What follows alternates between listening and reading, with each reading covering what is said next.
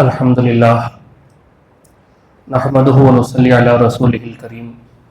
والمہدی الموعود علیہ الصلاۃ والتسلیم، اما بعد۔ حضرت والدی مرشدی قبلہ دامت برکاتہم، فقراء اعظام و معزز مصلیان کرام، کتاب حدود دائرہ مہدویہ سے مضامین کو پڑھ کر سنایا جا رہا ہے۔ دوسرا باب، اس باب سے گزشتہ نشست میں ہم نے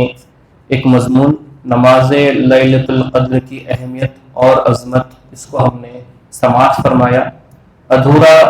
آدھا مضمون ہم نے سماعت فرمایا، انشاءاللہ ابھی آپ جو بقیہ مضمون ہے اس کو آپ سنیں گے۔ بندگی میاں سید قاسم مجتہد گروہ رحمۃ اللہ علیہ نے دوگانہ لیلۃ القدر کی اہمیت بے حد بتائی ہے۔ یہ بندگی میاں سید قاسم مجتہد گروہ مہدی الاسلام کے جو پوتے ہیں، ان کے پوتے بندگی میاں سید قاسم مجتہد گروہ رحمۃ اللہ علیہ بہت زیادہ اہمیت بتائی ہے دوگانہ لیلۃ القدر کی، اور اس سے قبل بھی متقدمین کی تحریروں میں بھی پایا جاتا ہے، یعنی اس سے پہلے بھی، یعنی مہدی الاسلام کے زمانے سے ہی جو بھی کتابیں لکھی گئی ہیں، ان تمام کتابوں سے یہ ہم کو معلوم ہوتا ہے کہ اگر مرشد دور دراز مقام پر ہو تو کم از کم اپنے مستقر سے 25 کوس جائیں اور ایسی مسجد میں یہ نماز پڑھائیں جہاں فقراء نوبت بیٹھتے ہوں اور سویت ہوتی ہو اور مرشد فرمان مہدی علیہ السلام پر کاربند ہو۔ یعنی بتایا جا رہا ہے کہ جہاں پر زیادہ آبادی ہے، زیادہ مہدوی ہیں، جہاں پر فقراء زیادہ ہیں جو نوبت میں بیٹھ رہے ہیں، ذکر کر رہے ہیں، تو مرشدین کرام ان کا طریقہ یہ ہوتا کہ خود اپنے دائرے کو چھوڑ کر کہ جہاں پر کم مہدوی ہیں، وہ اس جگہ کو، اپنے مقام کو چھوڑ کر کسی اور دوسرے مقام پر جاتے کہ جہاں پر زیادہ مہدویوں کی تعداد ہے، وہاں پر بھی جا کر وہ نماز لیلۃ القدر پڑھایا کرتے تھے۔ چنانچہ احمد آباد سے دسارا 30 کوس یعنی 45 میل پر واقع ہے۔ گجرات میں ایک جگہ ہے احمد آباد شہر، آپ نے سنا ہوگا، اور ایک اور جگہ ہے دساڑا، دونوں کے درمیان میں 45 میل کا فاصلہ ہے۔ اور دساڑے کے عمرا جو سلطان محمود بیگڑا کے ملازم تھے، جو وہاں کا راجہ تھا، اس کے جو ملازم ہیں یعنی جو امیر لوگ ہیں،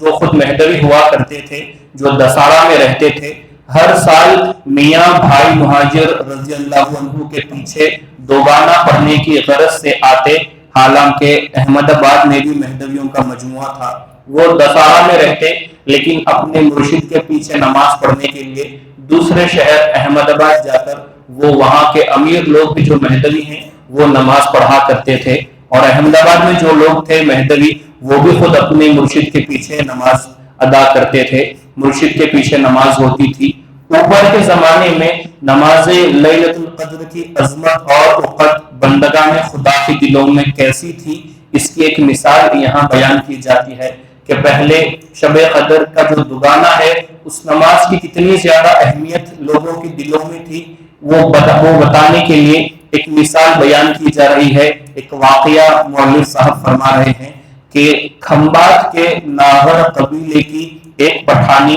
یہ گجرات میں ایک جگہ ہے کھمبات، وہاں پر ایک پٹھان عورت، ایک پٹھان خاتون جو کہ اپنے مرشد کے ساتھ کمال عقیدت مند تھی، شب قدر کا دوگانہ اپنے پیر کے پیچھے پڑھنے کے لیے ہر سال بال بچوں کے ساتھ یکم رمضان کو نکلتی اور ٹھیک وقت پر جالور شریف میاں سید محمود سیدنجی خاتم المرشد رضی اللہ عنہ کی خدمت میں پہنچ جاتی۔ ایک خاتون کہ جو کھمبات میں گجرات میں رہ رہی ہے اور اپنے مرشد کے پیچھے دوگانہ پڑھنے کے لیے پہلی رمضان کو سفر آغاز کرتی اور 27 یا 25 یا 26ویں دن وہ جالور جا کر پہنچتی۔ اتنی دور کا فاصلہ اپنے بال بچوں کو لے کر وہ طے کرتی تھی، اتنی دور کا فاصلہ بھی طے کیا جاتا تھا۔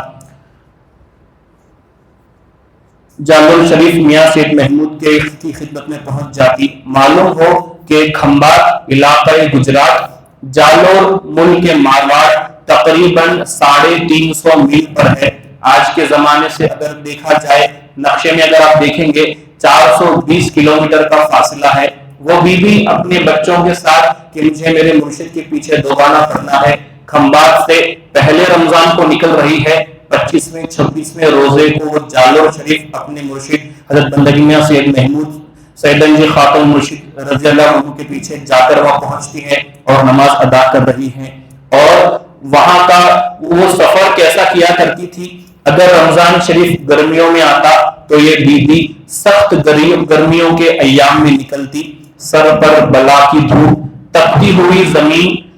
ہوئی زمین پر لو کے سناٹے، آندھیوں سے تمام بدن اور کپڑے گرد میں آلود، دھول میں آلود، منہ پر روزہ، ٹھنڈے پانی کا راستے میں ملنا دشوار مشکل، ہر وقت چوروں اور لٹیروں کا خوف لگا ہوا، باوصف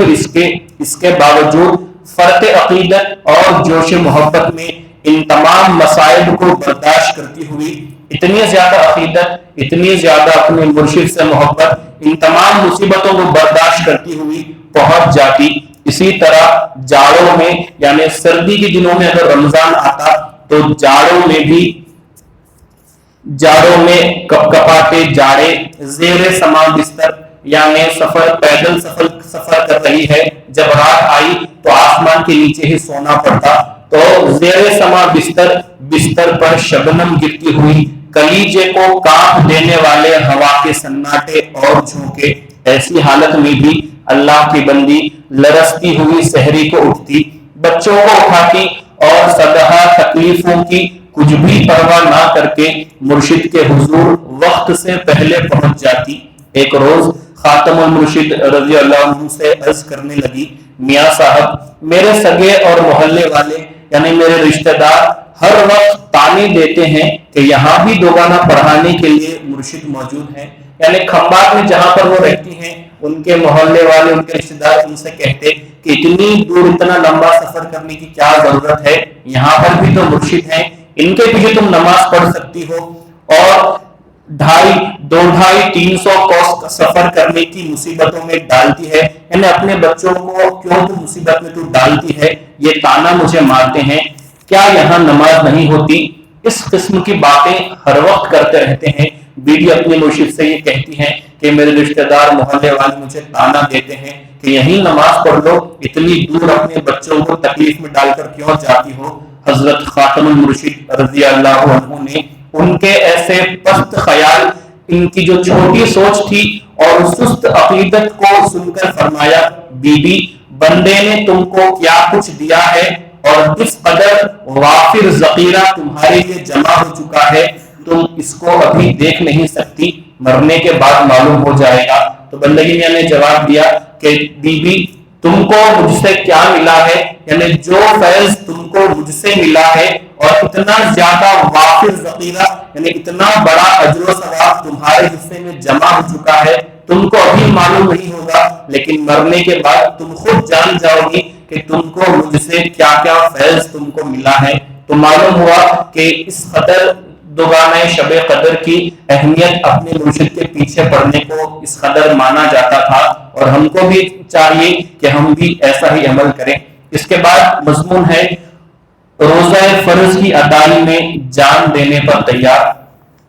ایک روز مہدی موعود علیہ السلام رمضان کے دنوں میں سفر کر رہے تھے، گرمیوں کا موسم تھا، منہ کو جھلس ڈالنے والے لو کے سناٹے، زمین توے جیسی گرم، صحابہ کے پاؤں میں جوتا نہیں، پیٹ میں فاقے، اس پر بھی منہ پر روزہ، روزے پر روزہ،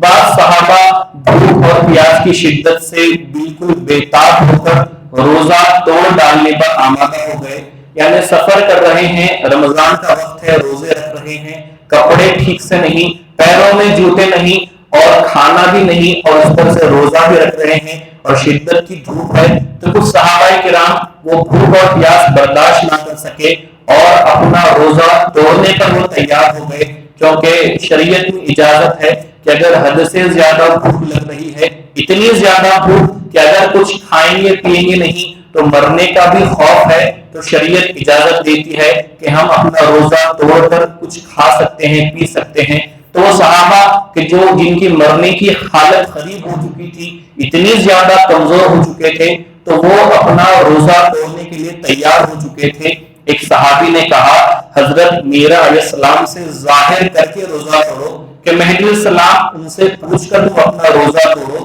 تو انہوں نے کہا کہ جب شریعت اجازت دیتی ہے تو میرا علیہ السلام کو عرض کرنے کی ضرورت ہی کیا ہے. وہ جن کو بہت زیادہ بھوک لگی تھی، بہت زیادہ کمزور ہو چکے تھے، انہوں نے کہا کہ مہدی علیہ السلام کو پوچھنے کی کیا ضرورت ہے جب شریعت خود اجازت دیتی ہے کہ بہت زیادہ اگر کمزور ہو گئے ہیں، مرنے کے قریب حالت ہو گئی ہے تو ہم روزہ توڑ سکتے ہیں، اس میں مہدی علیہ السلام کو پوچھنے کی کیا ضرورت. تو صحابی نے کہا کہ ذرا ٹھہرو، میں ابھی دریافت کر کے پوچھ کر آتا ہوں، پھر آپ کو اختیار ہے. یعنی پہلے میں پوچھ کر آتا ہوں، ابھی آپ روزہ مت توڑو، میں جا کر پوچھ کے آتا ہوں، اس کے بعد آپ اپنی مرضی سے کام کریے. سیدنا مہدی علیہ السلام آگے آگے چل رہے تھے اور یہ لوگ قافلے کے بالکل آخر میں تھے. وہ صحابی جلدی جلدی چل کر سیدنا مہدی علیہ السلام سے جا کر ملے. کیفیت عرض کرنے پر آپ علیہ السلام نے فرمایا بندہ یہیں ٹھہر جاتا ہے، ان کو بندے کے پاس آنے دو.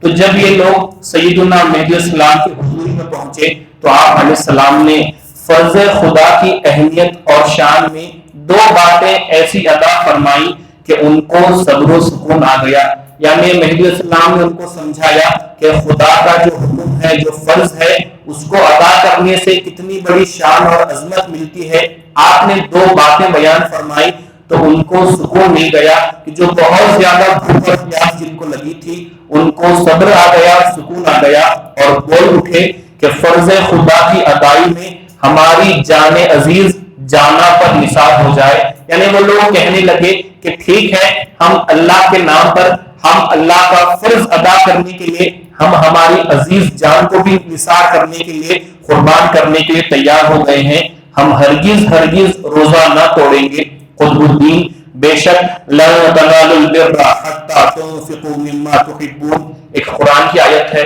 مولوی صاحب فرما رہے ہیں کہ بے شک قرآن میں جو اللہ نے ارشاد فرمایا کہ تم جب تک خدا نے ہماری پیاری سے پیاری چیز کو کہ جان ہے، جو کہ جان ہے، نہ دیں گے، ہم اصل بھلائی کو جو کہ حسب فرمان مہدی علیہ السلام دیدار خدا ہے نہیں پہنچ سکتے. یعنی اس آیت کا مطلب یہ ہے کہ جب تک ہم ہماری جو سب سے پیاری چیز، سب سے محبوب ترین چیز جو کہ ہماری خود جان ہوا کرتی ہے، جب تک ہم ہماری جان اللہ کے راستے میں قربان نہیں کریں گے، ہم کو اللہ کا دیدار حاصل نہیں ہو سکتا. تو ان صحابیوں نے ایسا ہی کیا کہ اپنی جان لٹانے کے لیے تیار ہو گئے، لیکن روزہ توڑنا انہوں نے پسند نہیں کیا. یعنی ان لوگوں نے عالیت پر عمل کیا. ایک ہمارے پاس دو الفاظ بیان کیے جاتے ہیں، ایک ہوتا ہے رخصت اور ایک ہے عالیت. رخصت یعنی کم درجے کا عمل اور عالیت یعنی زیادہ اونچے درجے کا عمل.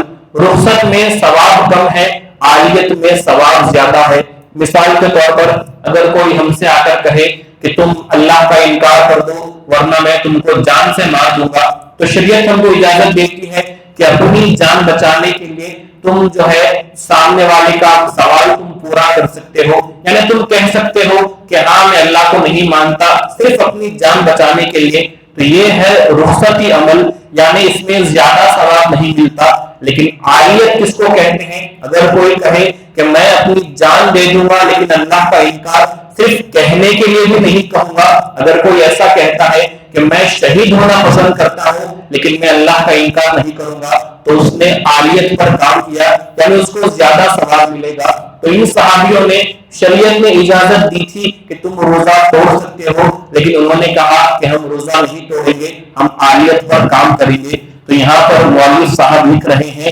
کہ اس کے برعکس آج کل زمانے کی روش کچھ اس طرح ہے کہ آج کل زمانے کا حال یہ ہے کہ ریل میں سوار ہیں، ٹرین کا سفر کر رہے ہیں، ہوٹلوں میں عمدہ عمدہ گرم گرم کھانے ہر وقت تیار ملتے ہیں، پینے کے لیے سوڈا، لیمن، برف، آئس کریم، شربت وغیرہ